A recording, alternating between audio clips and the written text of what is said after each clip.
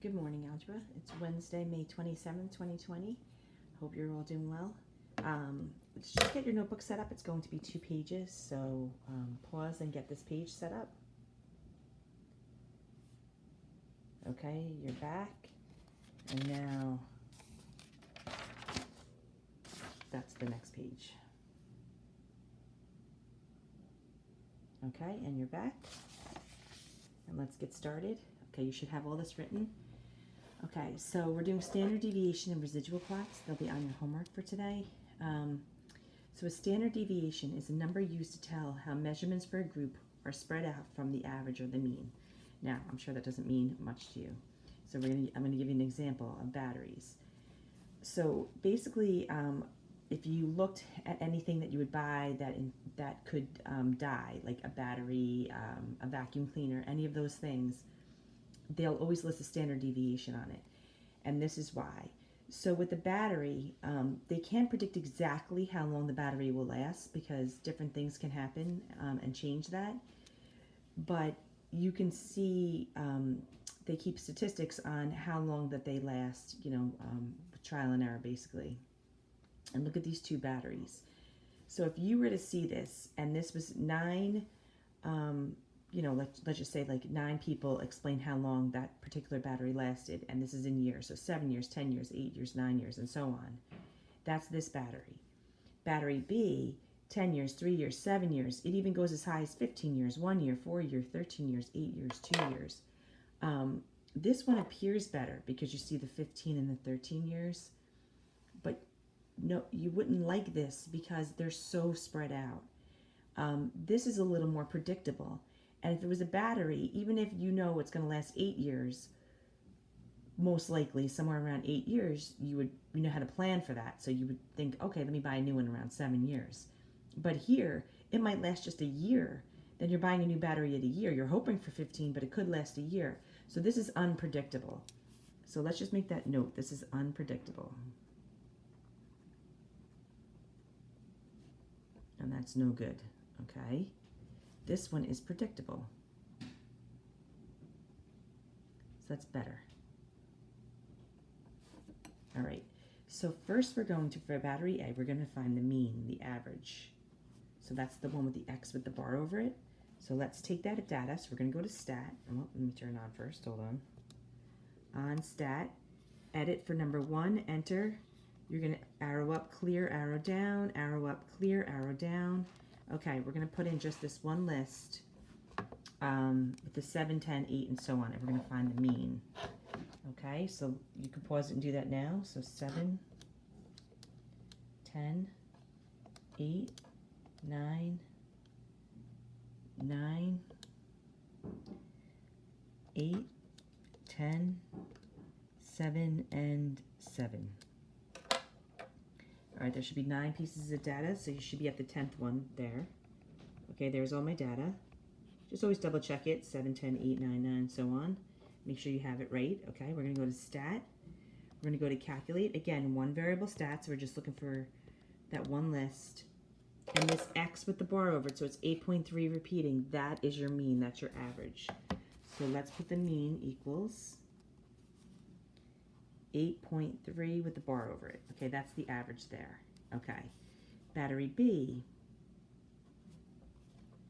Okay, I'm going to put battery B in list 2. So stat, edit, because I want to be able to go back to both of them. So in list 2, I'm going to put battery B.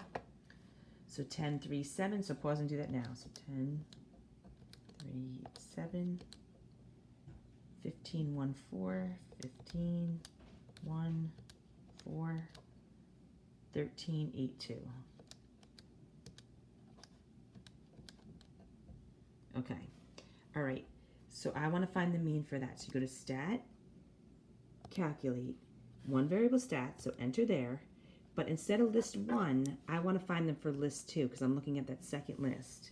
So you have to put in list 2. Above the number 2 is list 2. So if you hit second and list 2, it will give you the 1 variable stats for just that list. So see how that says list 2 now. Enter, calculate. Okay, the mean for that is 7. All right. So now let's talk about the standard deviation. It's the average distance away from that mean. So this mean for this one is 8.3 repeating, right? That's only about 1 away, right? That's about 2 away. That's almost the same. 1 away, 1 away, almost the same. 2 away, not even. 1 away, 1 away. So they're all really close to that 8.3 repeating. But let's look at the 7. The mean of 7 for this one. That's 3 away. That's 4 away. That's the same, but that's 8 away. 6 away. 3 away. 6 away. 1 away. And 5 away. Look how further they are. They deviate, right? Think of that word deviate. They deviate from that mean. They're further away. So this is unpredictable. There's too many things that can happen with this battery. You wouldn't want that, especially in your home. Okay, this is more predictable. You know it's going to last about 8 years. This one, you're not sure that it's going to be 7. That just happens to be the average. This is pretty predictable because they're all close to that average. Okay, so on your calculator now, there's the standard deviation is here too. See this symbol? It looks like an S with the X there. That's your standard deviation. So let's round it to the 10. So that's 4.9. So for battery B, it looks like an S, like almost like a 5, but an S. And that's 4.9 if we round to the tens, please. Okay, let's look at that again. That's your standard deviation right here is 4.9. Okay, so let's go back to stat, calc, one variable stats. But let's go back to list 1 and figure out list 1. So above number 1 is list 1. So you're going to do second list 1. So you do second list 1, enter, enter, enter. And the standard deviation is 1.2. So now if you see this on a package of batteries or any type of thing that needs to last with batteries or any kind of thing like that, that is a really low standard deviation. That one's much higher. This one is better, right? This is the better one because it's predictable. No good. Unpredictable. So when you're comparing products, that is a very important thing to compare, is the standard deviation. Okay? This deviates way more from the mean than that one does. This is low. So you want it lower. Less deviation, right? You want it lower. Okay. So that's standard deviation. There's a whole formula for this. You don't have to worry about that, but you do have to know where to find it on your calculator. Okay, number 3, a residual. It's kind of the same thing, but it's talking about like an XY coordinate plane.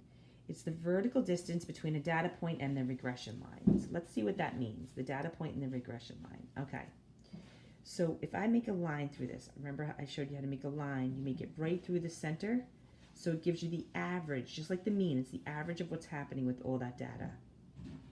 Okay, so residual is how far. So see how far that is? The vertical distance to that line. Look how far that one is. This one's a little further here. That one's a little further. That's really close. They're about the same. Okay, these two about the same. About the same. This one's almost on it. Okay, that one, that's the vertical distance there. So the closer, the better. Stronger. Right? I talked about a strong correlation, has a stronger correlation. I'll put the word correlation. Okay, the closer they are to this line, the better.